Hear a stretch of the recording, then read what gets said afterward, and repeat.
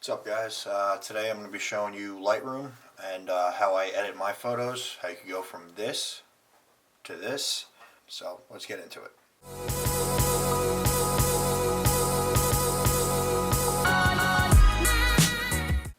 First, I always like to take out my highlights and increase my shadows all the way. We may edit this further later. Depends on each image and how everything looks. Everything's kind of a give and take. But as you can see, that bringing up the highlights brought back the detail in the eyes, and taking out the highlights, bringing out the eyes, and then increasing the shadows. You get more detail back from under the eyes or any dark spots in the image. So we're going to go over to whites and blacks now.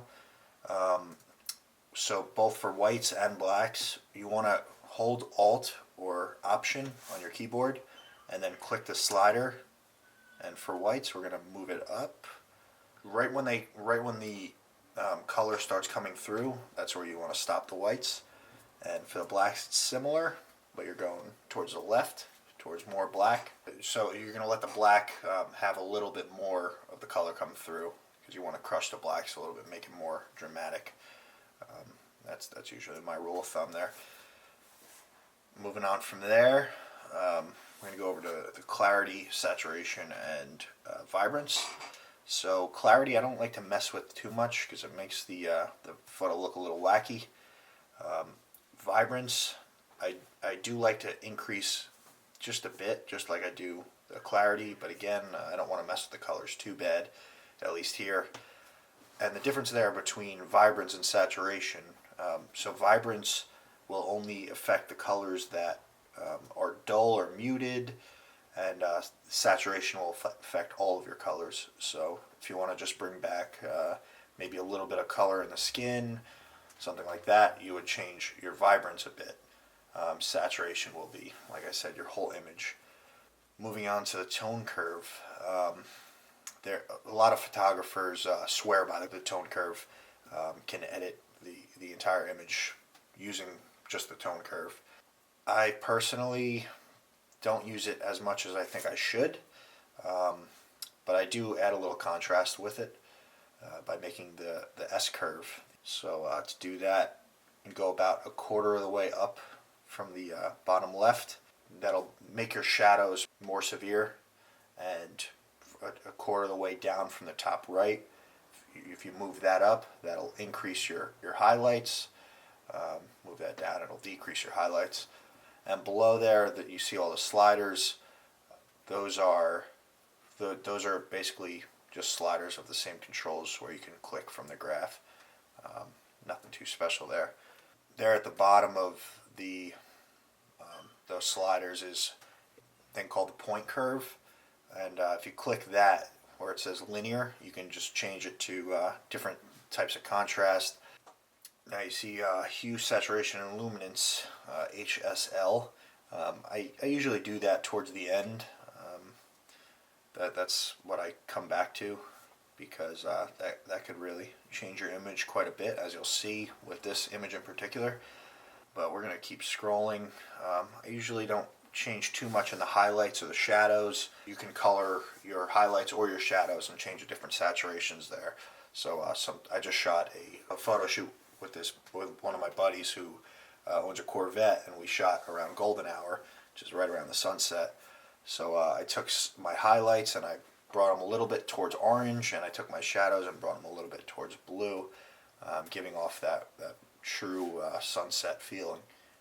Okay, so moving on here, we have sharpening, and sharpening can do exactly that. It sharpens your image. I usually don't mess with it too much. Here, I'm just going to bring it to about like 40, 45-ish. Moving on to noise reduction. So if you're shooting something late at night, or you have very heavy shadows, the noise, just pixelated areas where there wasn't enough light, you can erase some of that basically with this slider here, but it will soften your image. So basically what it's doing is it's softening out all the noise, bringing all the pixels back together, but it could also soften the image where there is no noise or there's very little noise. So you got to be a little careful with that. I'm not really gonna put that on here. Okay, moving on to the profiles. So each lens basically will distort your image. So I like to use this profile correction.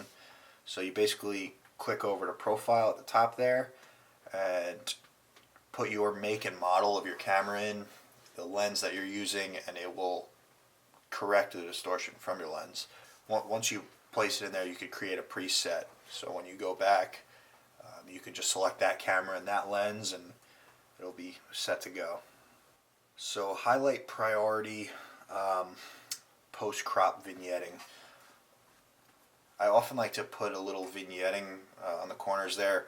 It brings the attention of whoever's seeing your picture towards the center, kind of takes away from the outside, which I think is always good.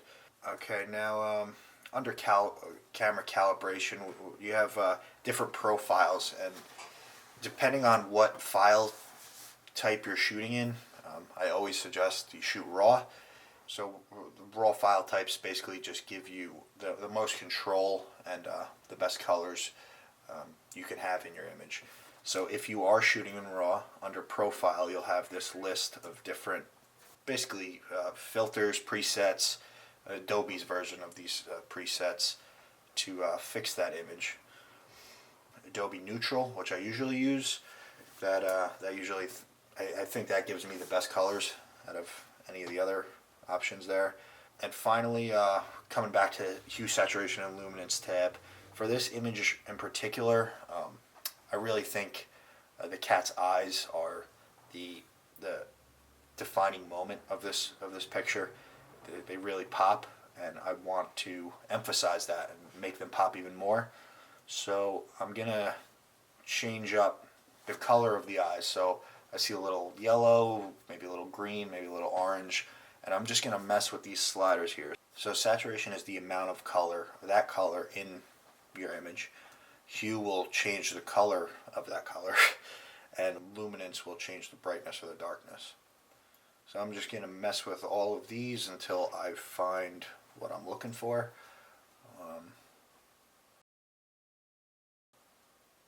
That seems about right.